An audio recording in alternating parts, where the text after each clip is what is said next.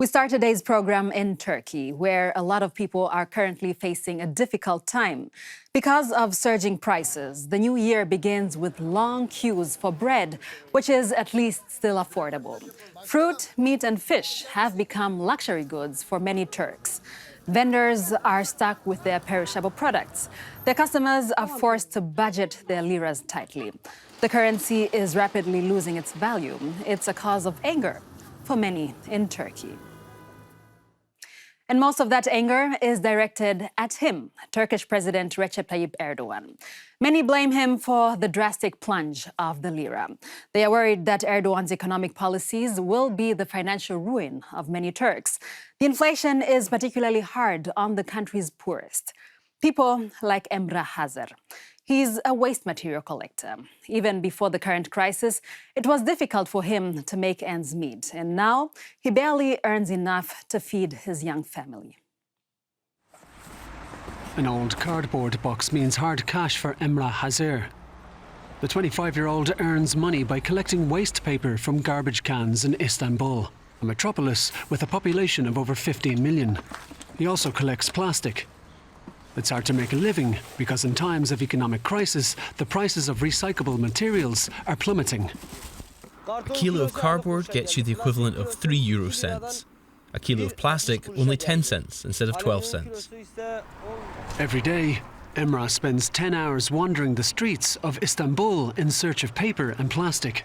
He's just one of thousands of collectors of recyclable materials struggling to survive in Turkey. The price of bread has gone up again. Even the price for the cheapest bread has doubled. How can I afford enough food? But I have to keep working. A derelict building on the outskirts of the city serves as a collection point where Emrah delivers his findings at the end of the day. He collected 58 kilos today and earned the equivalent of less than 5 euros. After sorting, the garbage is later transported to recycling plants. Without us, the streets would be full of litter. We prevent the garbage cans from overflowing. That was true up until now. But in the midst of the economic crisis of all times, Turkish authorities plan to let private companies collect recyclables. It's a lucrative market. As a result, the mostly illegal collection points will disappear. A few months ago, an eviction order led to violent clashes between waste collectors and the police. There were dozens of arrests. Meanwhile, the recyclables workers have joined forces to fight back against the allegations. They say that we employ illegal refugees. We pose a security problem in residential neighbourhoods, and we disturb the peace of local residents. In a press statement, the governor of Istanbul called on citizens to work together to ensure that the carts of waste collectors disappear from the streets. Emrah has to share his living space in Istanbul with 3 other collectors. They all come from the far east of Turkey.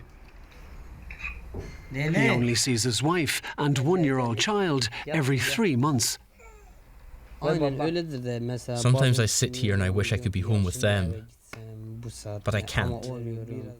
My mother just called the other day and said they don't have money for diapers, and so I know I have to keep going here. The next morning, Emrah sends clothes and toys home to his family with a relative. He found the toys in the trash. But it's not only the country's estimated 500,000 garbage collectors who are currently fearing for their livelihoods. The value of the Turkish lira has almost halved in the past year, and inflation is officially at 36%. Economic experts say it's actually much higher. In surveys, more than half of the population say they can barely afford their daily groceries. Almost 3/4 of Turks are in debt. And almost everyone complains about a drop in income. These figures show how desperate the situation is.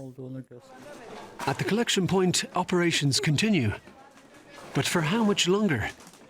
Emrah and his colleagues hope the government will hold off on changing the recycling system for a while longer.